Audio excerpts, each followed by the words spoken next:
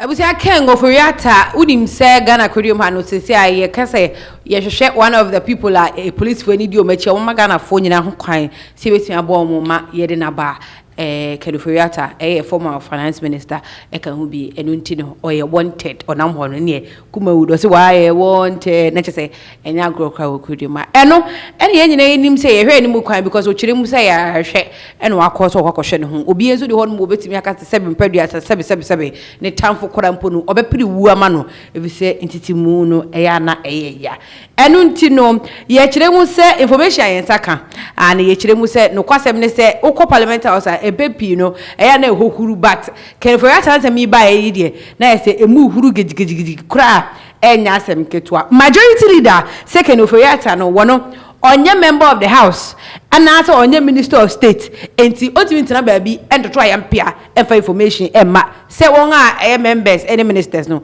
wo mu enti wonye ne sa eno na minority leader Afenyo-Markin so no so odi letter Ken Ofori Atta di film ne lawyers wo ebaye no na wo kire mu da property a obetimi aba no oba be face the office of the special prosecutor na tese wo hu de ekoso ana ye kire mu se omugu so omukankan krata no an ana majority leader sorry no se maza de okeka no emfa enko ba bia enti nyafe no ogoje krata bia so ba kenkan on behalf of anybody nipa no onye member of the house onye minister ontimi ntina on to ayampia nkire obi enti ade na oye no ebe ya jai na fa so bia emma so ense mebre no ho ya na ebe ka se entoponko yankasa ye fi eninko na kwahwade.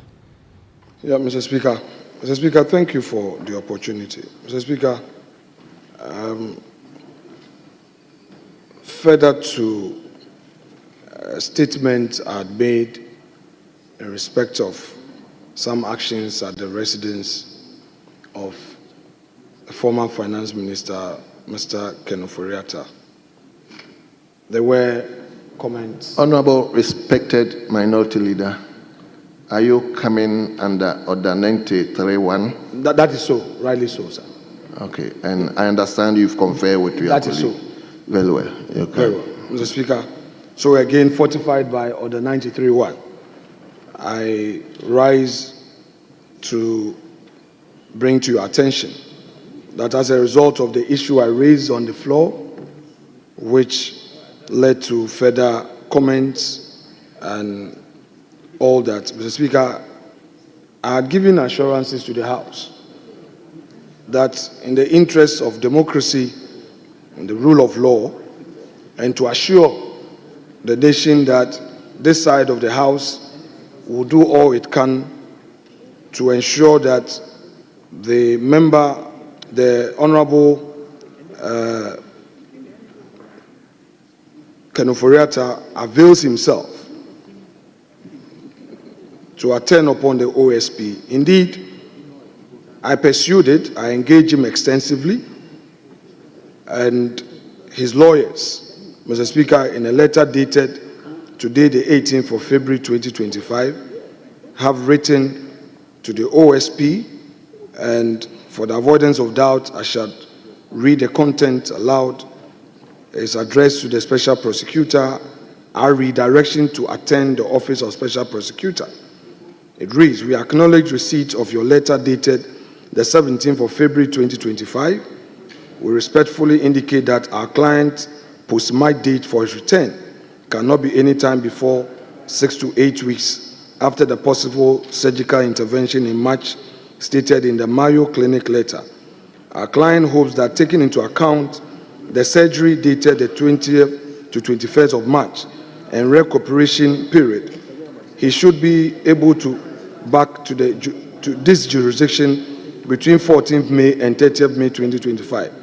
We hope you find this date reasonable and same can guide your office in fixing a date for the in-person attendance of our client to your office for investigation. Having clarified the purpose and length of our client's absence, Leader. We hope that the tag of a Leader. wanted person. Hold on, please. Yes, my majority leader.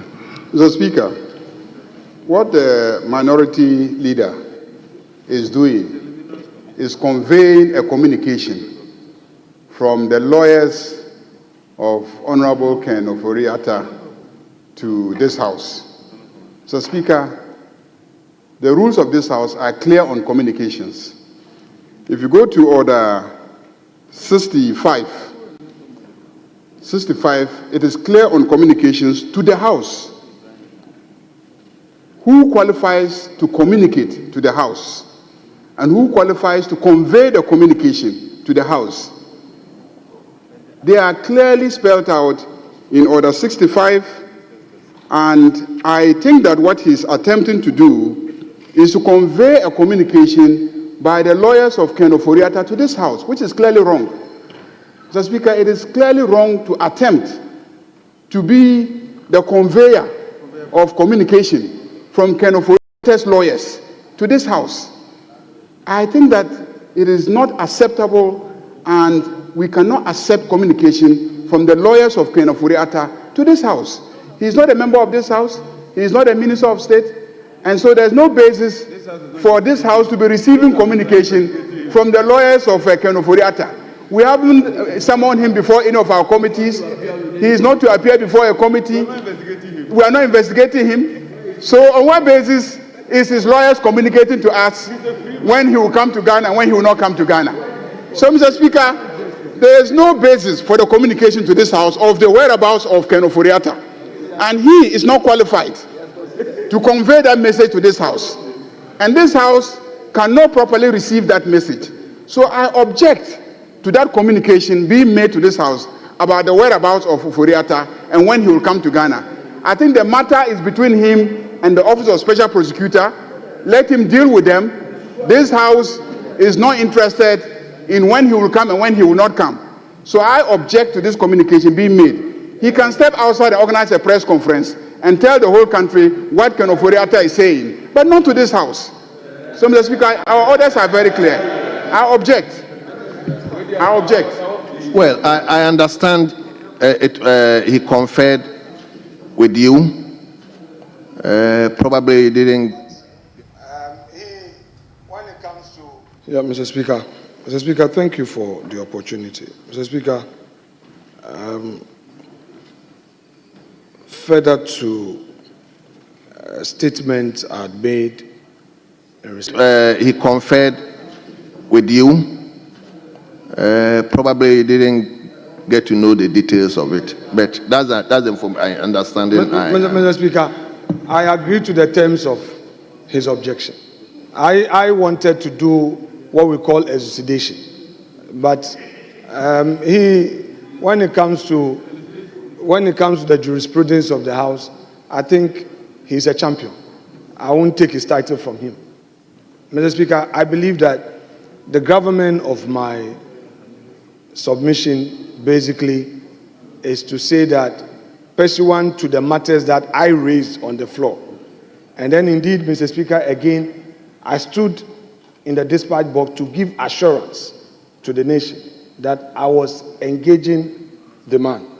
So I was basically informing this House again that indeed the right thing has been done, the communication has been made, and I only felt that I should at least bring to the fore the content of that. But, Mr. Speaker, I agree with him. I just want to rest my case by reiterating that further to my assurance, the gentleman would be in the jurisdiction in the appointed time as communicated to the special prosecutor for the in-person interview. However, he again assures his countrymen and women that should it be that they would need him via technology, he would also be available. Mr. Speaker, I'm saying this because this matter came to the floor. This matter came to the floor, and we discussed it at length. So the majority leader, if you don't want me to tender the letter, that's fine. I agree with you. I'm not going to do that. I'm not going to do that. But just to re-echo my point, to assure you and to assure the special prosecutor that the man would come into the jurisdiction to avail himself for investigation and all other things that the special prosecutor may require of him. So, thank you very much. Fine.